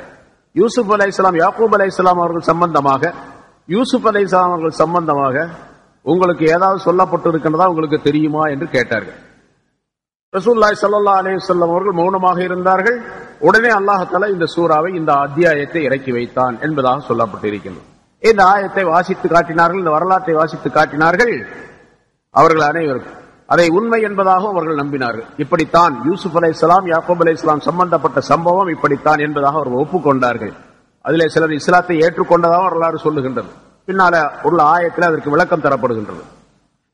சரி, இதற்கு முன்னால அறவே உங்களுக்கு தெரியாது இந்த சம்பவமே என்பதை இந்த ஆயத்தில் அல்லாஹ் தஆலா வெயின், நிச்சயமாக குன்தல் மின் கப்லிஹி, இதற்கு முன்னால் நீர் இருந்தீர், லமினல் காஃபிலீன், இந்த சம்பவத்தை பற்றி தெரியாதவராக இருந்தீர், கேள்விப்பட்டதும் இல்லை, உங்களுடைய மனசில் அது ஊசாடியதும் கிடையாது, இந்த சம்பவத்தை பற்றி யாரும் சொல்லி காட்டியதும் கிடையாது, அறவே உங்களுக்கு தெரியாது என்பதை லமினல் காஃபிலீன். பொதுவாக காஃபில் அப்படின்னு சொன்னா மறதியாளர், பாராமுகமானவர் என்ற அர்த்தம். ஆனா இந்த இடத்துல லமினல் காஃபிலீன் அப்படின்னு சொன்னா ஒரு சம்பவத்தையோ ஒரு விஷயத்தை பற்றியோ அறவே தெரியாத மனிதர்களில் ஒருவராக நீர் இருந்தீர் என்று அல்லாஹ் தஆலா குறிப்பிடுகிறார். சொல்லிவிட்டு யூசுப் அலைஹிஸ்ஸலாம் அவருடைய அந்த கதையை, அந்த சம்பவத்தை சொல்லி காட்டினார், விவரிக்கின்றார். இது கால யூசுப் லி அபீஹி, யூசுப் அலைஹிஸ்ஸலாம் அவர்கள் தன்னுடைய தந்தையிடத்திலே சொல்லிய நேரத்தை நினைவு கூர்ந்து பாருங்கள். தன்னுடைய தந்தையிடத்திலே சொன்னார், யா அபதி, என்னுடைய தந்தையே, என்னுடைய அருமை தந்தையே, இன்னி ரஅய்து அஹத அஷர கௌகபன், நிச்சயமாக நான் 11 நட்சத்திரங்களை பார்த்தேன், வஷ்ஷம்ஸ வல் கமர, சூரியனையும் சந்திரனையும் பார்த்தேன், ரஅய்துஹும் லீ சாஜிதீன். முதல்ல இன்னி ரஅய்து அஹத அஷர, அந்த ரஅய்து அப்படின்னா பார்த்தேன்னு அர்த்தம், அது முதல்ல வந்துருச்சு.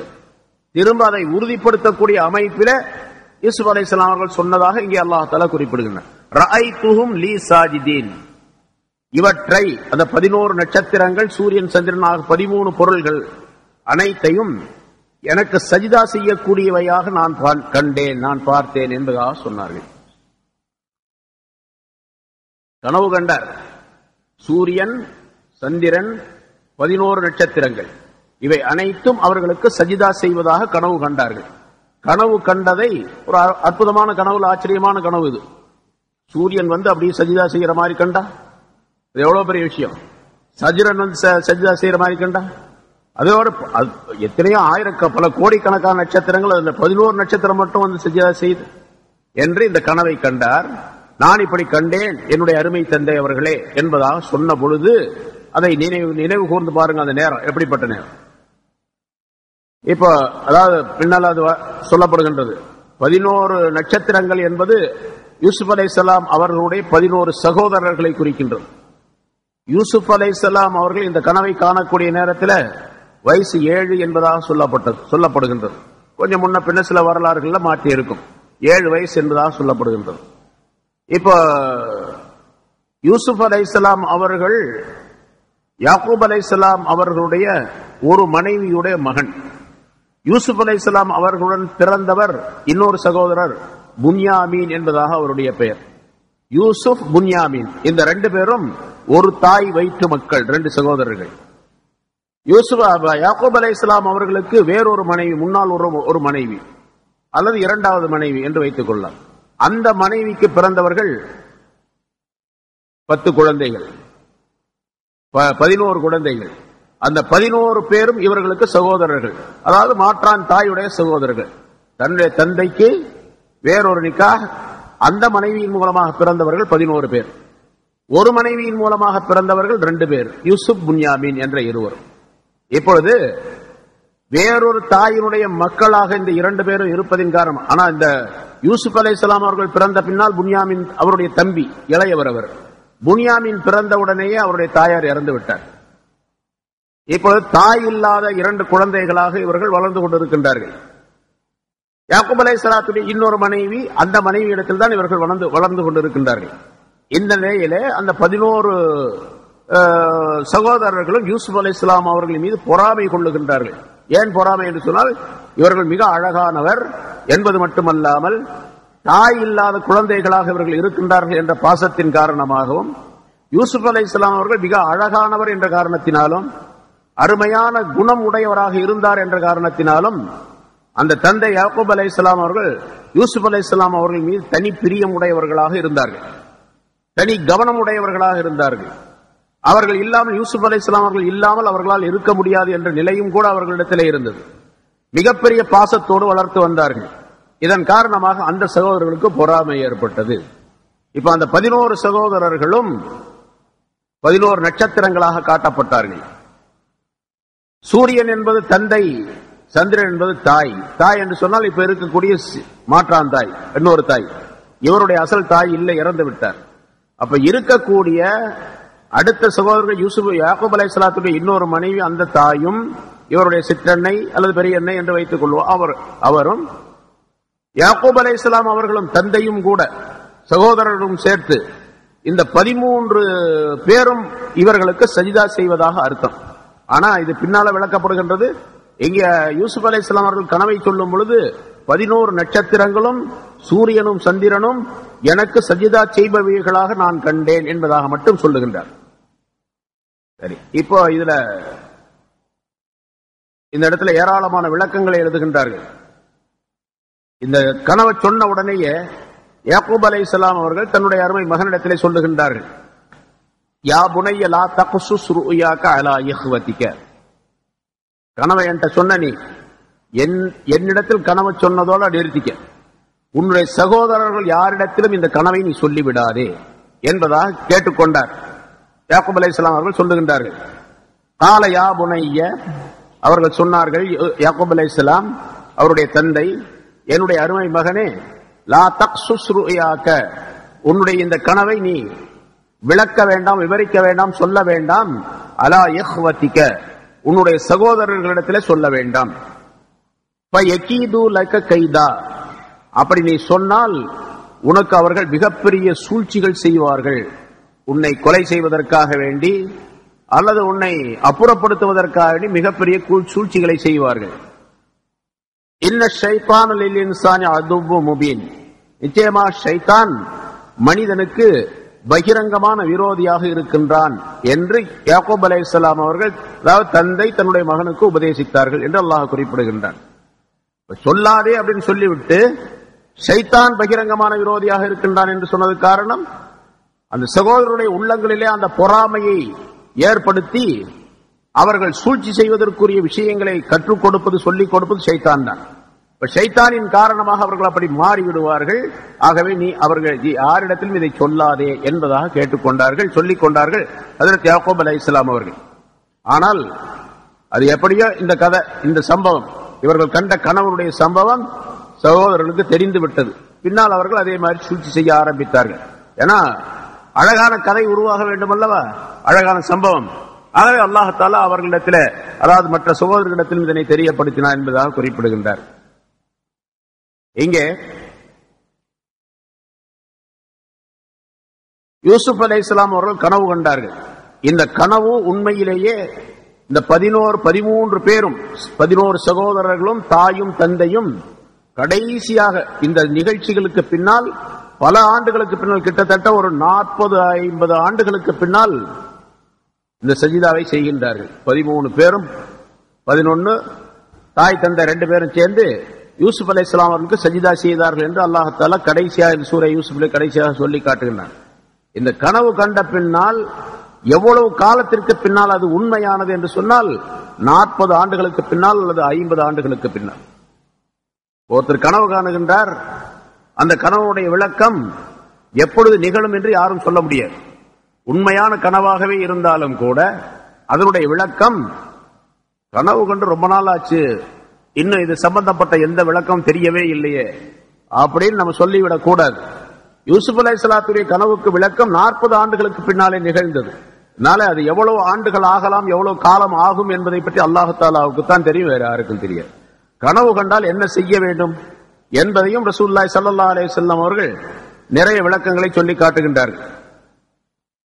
பொதுவாக மனிதனுக்கு கனவு என்பதை அல்லாஹ் தஆலா ஒரு பெரும் அருளாக, நியாமத்தாக ஆக்கி வைத்திருக்கின்றார். ஆனா எல்லா கனவுகளும் அல்ல, கனவுகளிலே பல வகைகள் இருக்கின்றன. நல்ல கனவும் இருக்கின்றது, கெட்ட கனவுகளும் இருக்கின்றன. நல்ல கனவாக இருந்தால் என்ன செய்ய வேண்டும், கெட்ட கனவுகளாக இருந்தால் என்ன செய்ய வேண்டும் என்பதை பற்றி ரசூலுல்லாஹி ஸல்லல்லாஹு அலைஹி வஸல்லம் அவர்கள் பல ஹதீஸ்களை சொல்லித் தருகின்றார்கள். பொதுவாக கனவுகள் என்பது 3 வகை. ஹதீஸ்களுடைய கருத்திலே கனவுகள் என்பது 3 வகை. ஒரு கனவு அது அல்லாஹ் தஆலாவின் புறத்தில் இருந்து மனிதர்களுக்கு வழங்கப்படக்கூடியது, அது சரியான கனவு என்பதாக சொல்லப்படும். இல்ஹாமும் மினல்லாஹ், அல்லாஹ்வின் புறத்திலிருந்து அருளப்படக்கூடிய ஒரு விஷயம் அது கனவு என்பது. இதற்கு சில நிபந்தனைகள் இருக்கின்றன. இந்த கனவுகள் யார் பார்த்தால் அந்த கனவு அல்லாஹ்வின் புறத்திலிருந்து வழங்கப்படும், நல்ல கனவாத்தான் இருக்கும். ஆனா அந்த கனவை பார்க்கக்கூடிய மனிதருடைய நிலையை பொறுத்து, காலத்தை பொறுத்து, நேரத்தை பொறுத்து அந்த கனவுக்கு விளக்கம் சொல்ல வேண்டும் என்பதாக சொல்லப்படும். நல்ல கனவு தான், பார்க்கறதுக்கு நல்ல கனவா இருக்கு. ஒருத்தர் இங்கிருந்து கனவு காண்றாரு எப்படின்னு கேட்டா, அவர் மக்காவுக்கு போய் காபத்துல்லா பார்க்கிறாரு, அங்க தவாப் செய்யற மாதிரி, ஹஜ்ஜி செய்யற மாதிரி கனவு கங்குறாரு, நல்ல கனவு தான். ஆனா எப்பொழுது கண்டார், எந்த காலத்திலே கண்டார், எந்த நேரத்திலே அந்த கனவை கண்டார் என்பது பற்றி உள்ள விஷயம் தெரிந்தால் தான் அதற்கு விளக்கம் சொல்ல முடியும். இல்லாவிட்டால் அதற்கு சரியான விளக்கங்களை தெரிவது என்பது சிரமமான காரியம். ஒரு உதாரணத்திற்காக வேண்டி, இமாம் நம்ம, அதாவது இந்த சமுதாயத்திலே, இந்த உம்மத்திலே ரசூலுல்லாஹி ஸல்லல்லாஹு அலைஹி வஸல்லம் அவர்களுக்கு பின்னால் கனவுக்கு மிக துல்லியமாக விளக்கம் சொல்ல அல்லாஹ் தஆலா நபிமார்களிலே இப்பொழுது சொல்லப்படக்கூடிய யூசுப் அலைஹிஸ்ஸலாம் அவர்களுக்கு அந்த கனவின் விளக்கத்தை தந்திருந்தான். அவர்கள் கனவுக்கு விளக்கம் சொன்னார்கள் என்று சில வரலாறுகளை இந்த இடத்திலே, இந்த சம்பவத்திலே அல்லாஹ் தஆலா குறிப்பிடுகின்றான். இப்ப பாருங்க, யூசுப் அலைஹிஸ்ஸலாத்துடைய தந்தை யாக்கூப் அலைஹிஸ்ஸலாம் அவர்களுக்கும் அந்த விளக்கத்தை அல்லாஹ் தஆலா தந்திருந்தான். அந்த விளக்கத்தை தந்ததின் காரணமாகத்தான் இந்த நீ கண்ட கனவை யாரிடத்திலும் உன்னுடைய சகோதரிடத்தில் சொல்லிவிடாதே என்பதாக சொல்லுகின்றார்கள். அப்படி சொன்னால் அவர்கள் சூழ்ச்சி செய்ய ஆரம்பித்து விடுவார்கள்.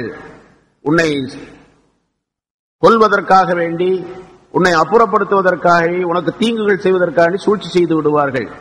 அப்ப இந்த கனவுக்குரிய விளக்கத்தை யூசுப் அலைஹிஸ்ஸலாம் அவர்களிடத்தில் தந்தை சொல்லவில்லை. ஆனால் கனவின் மூலமாக என்ன நிகழும் என்பதை அந்த இறுதி முடிவை சொல்லி காட்டுகின்றார்கள். இந்த கனவின் மூலமாக உனக்கு தீங்கு ஏற்படும். யாரின் மூலமாக? சகோதரர்களின் மூலமாக. அதான் கனவை சொல்லாதே அப்படின்னு சொல்லி விட்டார். இப்ப யாக்கூப் அலைஹிஸ்ஸலாம் அவர்களுக்கும் அல்லாஹ் தஆலா அந்த கனவுடைய விளக்கத்தை தந்திருந்தான். யூசுப் அலைஹிஸ்ஸலாம் அவர்கள் கேட்கவில்லை. அப்ப நான் கண்ட கனவுக்கு என்ன விளக்கம், இது எப்பொழுது நடைபெறும், அப்படி சஜிதா செய்ய முடியுமா, சூரியன் சந்திரன்லாம் சஜிதா செய்வதற்கு என்ன விளக்கம் அப்படின்லாம் கேட்கவில்லை. அவங்க சொன்னாங்க, தந்தை சொல்லுகின்றார், இந்த கனவு யாரிடத்திலும் சொல்லப்படக்கூடியது அல்ல, குறிப்பாக உங்களுடைய சகோதரத்தில் நீ சொல்லிவிடாது. அப்படி சொல்லிட்டா உனக்கு தீங்குகள் ஏற்படும் என்று சொன்னார். ஆனால் அது எப்படியோ வெளியாகிவிட்டது. இவர்கள் சொல்லியோ அல்லது சொல்லாமலோ அவர்கள் மூலமா அவர்கள் முயற்சி செய்து தெரிந்தார்களோ என்று வரலாற்றில் குறிப்பாக எதுவுமே சொல்லப்படவில்லை. சகோதரர்கள் தெரிந்து கொண்டார்கள் இந்த கனவை பற்றி, அதனால் அந்த தீமை ஏற்பட்டது என்பதாக குறிப்பிடுகின்றார்கள். இப்போ அந்த கனவு நல்ல கனவாக இருந்தால் அந்த கனவு காண்பதற்குரிய நேரம், காலம், இடம் என்பதெல்லாம் சொல்லப்பட்டு இருக்கின்றது. உதாரணத்திற்காக ஒரு விஷயம், இந்த சமுதாயத்திலே ரசூலுல்லாஹி ஸல்லல்லாஹு அலைஹி வஸல்லம் அவர்களுக்கு பின்னால் உள்ள இந்த உம்மத்திலே தாபிஈன்களை சேர்ந்தவர் தான் முஹம்மது இப்னு சீரீன் என்பவர். அவர் யூசுப் அலைஹிஸ்ஸலாம் அவர்களை போன்று கனவுக்கு விளக்கம் கொடுக்கப்பட்டவராக, விளக்கம் தெரிந்தவராக இருந்தார். அல்லாஹ் தஆலா அவர்களுக்கு அந்த ஆற்றலை தந்திருந்தார். எந்த கனவாக இருந்தாலும் சரி அந்த கனவுக்கு துல்லியமாக விளக்கம் சொல்லிவிடுவார். அவர்கள் எழுதிய கித்தாபும் தனியாக இப்பொழுதும் இருக்கின்றது. இப்னு சீரீன் அவர்களுடைய கனவுக்கு விளக்கம் என்ற பெரிய நூல், கிட்டத்தட்ட ஒரு பெரிய சைஸ்ல இருக்கக்கூடிய, பெரிய குர்ஆனுடைய சைஸ்ல இருக்கக்கூடிய அந்த பகுதியில் ஒரு 600-700 பக்கம் உள்ள ஒரு கிதாப் கனவுக்கு விளக்கமாக சொல்லப்பட்டு இருக்கின்றது, அவர்கள் எழுதியது. சரி, இப்ப இப்னு சீரீன் ரஹ்மத்துல்லாஹி அலைஹி அவர்களிடத்தில் ஒருத்தர் வந்து ஒரு கனவுக்கு விளக்கம் கேட்டார். நான் படுத்து தூங்கிக் கொண்டிருந்தேன், என்னுடைய கட்டிலுக்கு கீழே, கனவுல காண்கின்றார், என்னுடைய கட்டிலுக்கு கீழே நெருப்பு எரிவதை போன்று, நெருப்பு கங்குகள் இருப்பதை போன்று கனவு கண்டேன், இதற்கு என்ன விளக்கம் என்பதாக கேட்டார். அப்ப அவருடைய சீடர்கள் சிலர், அவருடைய மாணவர்கள்லாம் உட்கார்ந்து இருந்தாங்க. அவர் பெரிய மேதை, பெரிய அறிஞர், பெரிய ஆலிம் இப்னு சீரீன் ரஹ்மத்துல்லாஹி அலைஹி அவர்கள். பெரிய முஹத்தீஸ், பெரிய முஃபஸ்ஸிர் என்ற நிலைகள் எல்லாம் அவருக்கு உண்டு. அவர்களை கேட்கும்போது உட்கார்ந்து இருந்தார்கள் மாணவர்கள் எல்லாம். இவர் கனவு கண்டவர் வந்து கேட்டார், இந்த மாதிரி என்னுடைய கட்டிலுக்கு கீழே நெருப்பு கங்குகள் இருப்பதை போன்று நான் கனவு கண்டேன், என்ன விளக்கம் என்பதாக கேட்டார். உன்னுடைய வீட்டிலே நீ படுத்திருந்த அந்த கட்டலுக்கு கீழே உள்ள அந்த நிலத்தை நீ தோண்டிப்பார், அங்கே தங்க புதையல் உனக்கு கிடைக்கும் என்பதாக சொன்னார். இவர் போய் தோண்டி பார்த்தார், அதே மாதிரி தங்கம் இருந்துச்சு. அதை எடுத்துக்கிட்டார். இந்த காலத்துல, அந்த காலத்துல வீடு யாருக்கோ அவருக்குத்தான் அந்த புதையலும் உரியது. வீட்டுக்குள்ள இருக்கக்கூடிய பொருளும், அதாவது ஒரு பூமி, ஒரு நிலம் என்று சொன்னால் நிலத்தின் மேல் பகுதியும் நிலத்தின் உட்பகுதியும் அந்த நிலத்துக்கு உரியவருக்கு சொந்தம். ஆனால் இப்பொழுது அரசாங்கத்தில், உலகம் முழுவதும் உள்ள அரசாங்கங்களில் என்ன நடக்கின்றது என்று சொன்னால், ஒரு நிலத்துக்கு சொந்தக்காரன் தான் நிலத்தின் மேல் பகுதிக்கு மட்டும் சொந்தக்காரர். நிலத்துக்குள்ள புதையல் கிடைத்தால் உடனடியாக அரசாங்கத்திற்கு தெரியப்படுத்தப்பட வேண்டும், இல்லாவிட்டால் அது குற்றமாக கருதப்படும் என்ற சட்டம் எல்லா நாடுகளிலும் உண்டு. இஸ்லாமிய அரசாங்கத்தில் அப்படி அல்ல. அதனால அதுக்கு கீழே புதையல் இருந்தது, அவர் எடுத்துக்கொண்டார். சரியாக ஒரு 6 மாசத்துக்கு பின்னால ஒருவர் வந்தார். அதே மாதிரி மாணவர்களுக்கு பாடம் நடத்தி கொண்டிருந்தார் இப்னு சீரீன் ரஹ்மத்துல்லாஹி அலைஹி அவர்கள். அதே மாதிரி ஒரு கனவை சொன்னார். என்னுடைய கட்டளுக்கு கீழே நெருப்பு எரிவதை போன்று, நெருப்பு கங்குகள் இருப்பதை போன்று கனவு கண்டேன், என்ன விளக்கம் என்பதாக கேட்டார். இப்னு சீரீன் ரஹ்மத்துல்லாஹி அலைஹி அவர்கள் சொன்னார்கள், உன்னுடைய வீடு நெருப்பு பற்றி எரிய போகின்றது, சீக்கிரமாக ஓடி போய் பார் என்பதாக சொன்னார்கள். அவர் போனார். இவர் போறதுக்குள்ளே நெருப்பு பற்றி எரிஞ்சு போச்சு, வீடே எரிஞ்சிருச்சு. இந்த 2 நிகழ்ச்சி ஒரே மாதிரி கனவு, விளக்கம் வேறு வேறாக சொன்னார்கள். இவர்கள் வேறு வேறாகவே சம்பவம் நடந்திருக்கின்றது. இப்ப அருகில் இருந்த மாணவர்கள் கேட்டார்கள், அதற்கு 6 மாசத்துக்கு முன்னால ஒருத்தர் வந்தார், இதே மாதிரி கனவு கேட்டார், அவருக்கு தங்க புதையல் கிடைக்குன்னு சொன்னீங்க, அவருக்கு கிடைச்சிச்சு, இவருக்கும் அதே மாதிரி சொல்ல வேண்டியதானே, இவருக்கே நெருப்புன்னு சொன்னீங்க அப்படின்னு. அவர் கேட்டது குளிர்காலத்திலே கேட்டார், கடுமையான பனிகாலம், குளிர்காலம் அது. அப்ப நெருப்பை பார்த்தா, நெருப்பு என்பது குளிர்காலத்திற்கு மனிதனுக்கு சாதகமாக இருக்கும். இவர் இப்பொழுது கேட்டது கடுமையான வெயில் காலம். இந்த வெயில் காலம் என்பது மனிதனுக்கு பாதகமான நிலையை உருவாக்கக்கூடியது நெருப்பு என்பது. ஆகவே இப்பொழுது இந்த காலத்திலே, அதாவது கடுமையான கோடை காலத்திலே காணப்பட்ட இந்த கனவு நெருப்பை குறிக்கக்கூடியதாக இருக்கின்றது, அது புதையலை, தங்கத்தை குறிக்கக்கூடியதாக இருக்கின்றது விளக்கம் சொன்னார்கள் என்று அறிவிக்கப்படுகின்றது. இது மாதிரி ஏராளமான விளக்கங்கள். இமாம் மாலிக் ரஹ்மத்துல்லாஹி அலைஹி அவருடைய காலத்தில் தான் வாழ்ந்தார்கள். அவர்களும் கூட அவர்கள் கண்ட ஒரு கனவுக்கு விளக்கம் தெரியாமல் இப்னு சீரீன் ரஹ்மத்துல்லாஹி அலைஹி அவர்களிடத்தில் தான் கேட்டார்கள். அது முன்னால சொல்லி இருக்கிறேன். இமாம் மாலிக் ரஹ்மத்துல்லாஹி அலைஹி அவர்கள் மதீனாவிலே வாழ்ந்து கொண்டிருந்தார்கள். மதீனாவிலேயே வாழ்ந்து மதீனாவிலேயே அடக்கப்பட வேண்டும், மௌத்தாகி அங்கே மரணம் அடைய வேண்டும், அங்கே ஜன்னத்துல் பக்யில் அடக்கம் பெற வேண்டும் என்பதாக அவருடைய விருப்பம். அதனால வேற எந்த வெளியூருக்கு போவதே கிடையாது. வெளியூருக்கு போன நேரத்தில் மௌத்து ஏற்பட்டுச்சுன்னு சொன்னா அங்க போய் அடக்கப்பட வேண்டிய சூழ்நிலை ஏற்படுமே என்பதாக நினைத்து அப்படியே மதீனாவிலே இருந்து விட்டார். ஆனா அவருக்கு ஒரு ஏக்கம், ஒரு நினைப்பு, ஹஜ்ஜுக்கு போக முடியலையே, அதாவது ஃபர்லான ஹஜ்ஜை செய்து விட்டார், நஃபிலான ஹஜ்ஜுகளை செய்ய முடியவில்லையே என்று ஒரு ஏக்கம். நஃபிலான ஹஜ்ஜுக்கு நாம போய்விட்டார், மதீனாவிலிருந்து மக்காவுக்கு வந்தால் வந்த இடத்துல மௌத்து வந்துருச்சுன்னா என்ன பண்றது? அங்கேயே தானே அடக்கப்பட வேண்டும். மதீனாவில் அடக்கப்படக்கூடிய பாக்கியம் கிடைக்காது என்பதாக நினைத்து அவர் நஃபிலான ஹஜ்ஜை கூட செய்யாமல் அப்படியே இருந்தார். இருந்தாலும் அவருக்கு ஒரு சந்தேகம், சரி தெரிஞ்சிச்சுன்னு சொன்னா நமக்கு எவ்வளவு வயசு இருக்குன்னு கொஞ்சமாவது ஒரு ஏதாச்சும் ஒரு இஷாரா தெரிஞ்சுன்னு சொன்னா அதை பயன்படுத்திக்கிட்டு ஹஜ்ஜுக்கு போயிட்டு வந்துடலாமே அப்படின்னு ஒரு எண்ணம். இப்படி இருக்கக்கூடிய நிலையில ஒரு நாள் ரசூலுல்லாஹி ஸல்லல்லாஹு அலைஹி வஸல்லம் அவர்களை கனவிலே பார்த்தார் இமாம் மாலிக் ரஹ்மத்துல்லாஹி அலைஹி அவர்கள். ரசூலுல்லாஹி ஸல்லல்லாஹு அலைஹி வஸல்லம் கேட்டாங்க மாலிக் ரஹ்மத்துல்லாஹி, யா ரசூலுல்லாஹ், நான் இந்த மாதிரி நஃபிலான ஹஜ் செய்யணும்னு எனக்கு விருப்பம், ஆனா தங்களுடைய இந்த பூமியிலே தங்களுக்கு பக்கத்திலேயே நான் இறந்து அடக்கப்பட வேண்டும் என்று விரும்புகின்றேன்.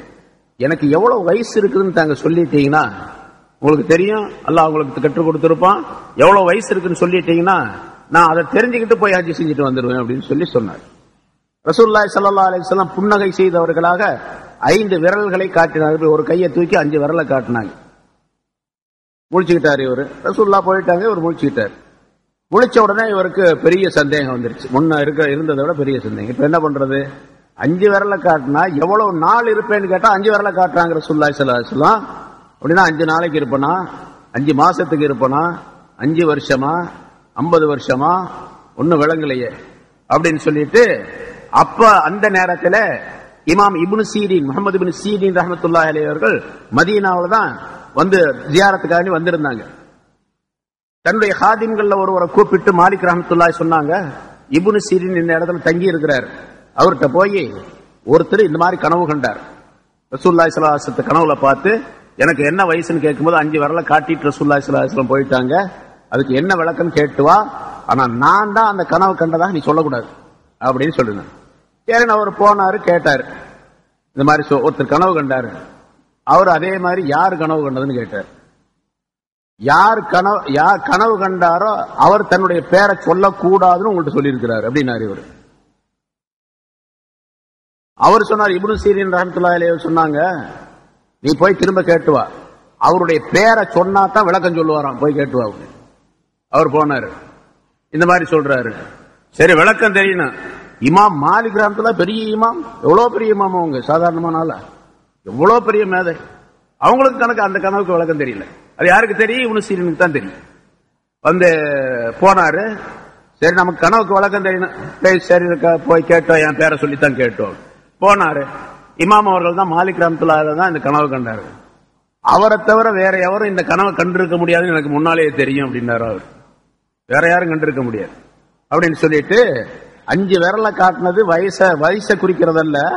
அல்லாஹ் தஆலா குர்ஆன்ல 5 விஷயத்த தனக்கு மட்டும் தெரியும்னு சொல்றான், வேற யாருக்கும் தெரியாதுன்னு சொல்றான். சூரத்துல் லுக்மான் என்ற அத்தியாயத்தில் இன்னல்லாஹ இன்தஹு இல்முஸ் ஸாஅ, அல்லாஹ்விடத்தில் கியாமத் நாள் எப்பொழுது வரும் என்று அல்லாஹ்வுக்கு தான் தெரியும். இன்னல்லாஹ இன்தஹு இல்முஸ் ஸாஅ வ யுனஸில் கைஸ், மழை எப்பொழுது எங்கே பெய்யும் என்பது அல்லாஹ் ஒருத்தனுக்கு தான் தெரியும். வ யஅலமு மா ஃபில் அர்ஹாம், கர்ப்பத்திலே உள்ளது என்ன என்பது அல்லாஹ் ஒருத்தனுக்கு தான் தெரியும். ஒமா தத்ரி நஃப்ஸு மாதா தக்ஸிபு கதா, ஒரு மனிதன் நாளைக்கு, அதாவது அடுத்து என்ன செய்வான் என்பது, எதை சம்பாதிப்பான், என்ன செய்வான் என்பது அல்லாஹ்வுக்கு தான் தெரியும், வேற யாருக்கும் தெரியாது. அடுத்து ஒரு மனிதன் எந்த இடத்திலே இறப்பான், எந்த இடத்திலே மௌத்தாவான் என்பது அல்லாஹ் ஒருத்தனுக்கு தான் தெரியும், வேற யாருக்கும் தெரியாது. அதுல அவர் கேட்ட கேள்வி அவருக்கு சந்தேகம் வந்துருச்சுங்க. அதாவது எந்த இடத்துல மௌத்தாவான் அப்படிங்கறது அல்லாஹ்வுக்கு தான் தெரியும், வேற யாருக்கும் தெரியும். இந்த 5 விஷயங்கள் மட்டும் எனக்கும் தெரியாது அப்படின்னு ரசூலுல்லாஹி ஸல்லல்லாஹு அலைஹி வஸல்லம் சொல்லிட்டு போயிட்டாங்க. அது அல்லாஹ்வுக்கு தான் தெரியும். அதான் 5 விரலை காட்டுறதுன்னு அர்த்தம்.